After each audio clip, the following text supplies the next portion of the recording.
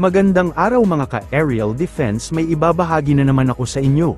Dahil ngayong araw na ito ay may pag-uusapan tayo tungkol sa depensa, mga malalakas na bansa tinuligsa ang China sa ginawa nito sa Philippine Navy, kinundina ng Estados Unidos at Australia ang mga aksyon ng China sa South China Sea matapos masugitan ang isang marinong Pilipino malapit sa Ayungin Shoal. Habang ang pinakahuling insidente ng confrontation ay nagbabantang makapang ibabaw sa mga pagpupulong ng ASEAN sa Manila, nanawagan ang Washington sa China na itigil ang mga aksyong inilarawan nito bilang mapanganib at agresibo laban sa mga tauhan ng Philippine Navy sa Second Thomas Shoal. Lumabas ang pahayag habang dumarating sa Pilipinas noong Martes si US Secretary of State Marco Rubio, upang dumalo sa mga pagpupulong ng mga foreign minister kasama ang Association of Southeast Asian Nations. Bago umalis ng Washington, sinabi ni Rubio na bukas siya sa posibilidad ng isang hiwalay na pagpupulong kasama ang nangungunang diplomat ng China na si Wang Yi, na inaasahan ding darating sa Maynila. Kinundi na rin ng Australia ang mga aksyon ng China. Sa isang pahayag sa headquarters ng Philippine Coast Guard sa Maynila, binatikos ni Australian Foreign Minister Penny Wong ang mga kilos na nagdudulot ng kawalang katatagan at mapanganib na aksyon ng China sa South China Sea, matapos ang confrontation sa pagitan ng mga marinong Pilipino at Chino sa pinag-aagawang shoal. Inanunsyo rin ni Wong ang karagdagang suporta ng Australia para sa mga kakayahan at pagsasanay ng PCG sa paggamit ng mga aerial at maritime drone, kabilang dito ang karagdagang 10 million Australian dollars o humigit kumulang 413 million pesos na halaga ng makabagong teknolohiya ng drone at pagsasanay para sa mga operator, na nagdadala sa kabuuang suporta ng Australia sa drone sa halos 600 million pesos mula noong April 2025, higit pang inanunsyo ni Wong na dodoblehin ng Australia ang bilateral na tulong nito sa Pilipinas, para sa civil maritime sector sa pamamagitan ng bagong pamumuhunan na nagkakahalaga ng 678 million pesos, sa loob ng 4 na taon para sa civil maritime advancement through partnerships and support. We believe that the maritime domain is the heart of our region's shared security, prosperity, and stability. It is at the heart of our shared future. We all rely on free, open, secure waterways and on the trade and energy that they carry. That trade depends not only on ships and sea lanes, but also on the rules that govern them.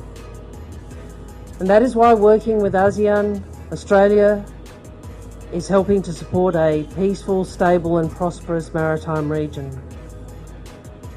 And Australia will continue to stand up for the rules and norms that underpin our shared security and shared prosperity, particularly the UN Convention on the Law of the Sea, which matters so much to the countries of ASEAN.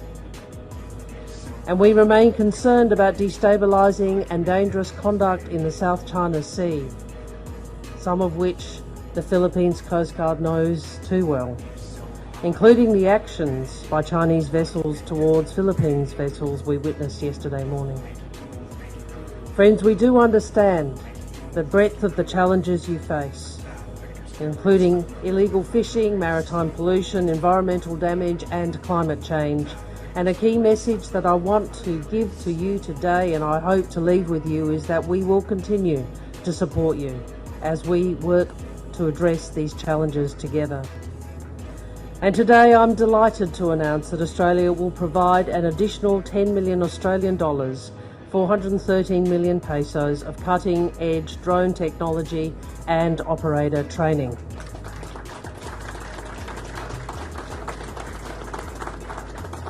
So this will bring our drone support to just under 600 million pesos since April 2025.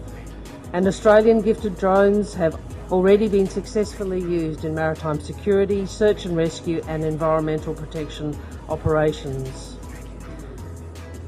And why is this? Well, it is a testament to the Coast Guard personnel here today, and also to the Australian trainers who have been and are privileged to work with you. It is also my distinct pleasure to formally launch the next phase of Australia's Civil Maritime Initiative, Civil Maritime Advancement through Partnerships and Support, perhaps more easily known as CMAPS. An investment that retains a focus on equipment, maritime governance reform, marine protection, climate change mitigation, with exchange and scholarship opportunities. And I'm pleased to announce that we are doubling our funding to 678 million pesos over 4 years to support this partnership. Naniniwala si Defense Secretary Gilberto Teodoro Jr. na hindi dapat ituring na isang random o biglaang confrontation lamang ang pinakahuling pag-atake ng China laban sa Philippine Navy. Noong Lunes, isang tauhan ng Navy ang nasugatan matapos hampasin ng bato ng China Coast Guard. Kinwestiyon ni Teodoro ang timing ng pag-atake, na nangyari habang host ang Pilipinas sa ika-59 na ASEAN Foreign Ministers meeting na dadaluhan ng mataas na opisyal ng diplomasya ng China na si Wang Yi. Ito, gaya na sinasabi ko, may timing nitong insidente kasi nag-provoke sila ng insidente. Lagi nilang hinaharas yan, ngayon lumapit ng masyado sa no-cross zone. Ngayon, ito ay disenyo ito bago dumating si Wang Yi at bago alam nila may Treaty of Amity and Cooperation meeting ang maraming defense maraming State Department o Foreign Affairs officials dito sa Manila. So, pabamaraan nila ito. Ngayon, may nilabas sila na video na putol-putol. So, halatang inisplice nila at tinanggal nila ang provokasyon na ginawa nila. So, ito ay paglilin lang na naman sa kung anuman ang binabalak ni Wang Yi na naratibo. Palagay ko, ito ay naratibo para on the defensive na naman ng Pilipinas. Para makalamang na naman sila. Kaya ito dapat malaman ng taong bayan talaga na lahat itong mga gawain na ito ay hindi random.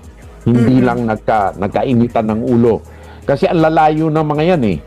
Normally Bakit ngayon lang nangyari? Bakit ang timing ngayon lang? Tapos inisplice na nila yung video. Halatang namimingwit for something. So, dapat ang taong bayan mas masusi ang pagtatayo, no? Pagyakap sa West Philippine Sea at pag-resist sa mga maling naratibo at peking naratibo nito. Ito, tandaan natin, magmula sa ginagawa nila sa West Philippine Sea, hanggang sa pagsasabotahin nila sa ating ekonomiya, may plano ito na hindi ito politika. May plano sila kontrolahin talaga itong bansa na to for the Pacific Ocean Control. Oo. Pati Japan, ginaganon din nila.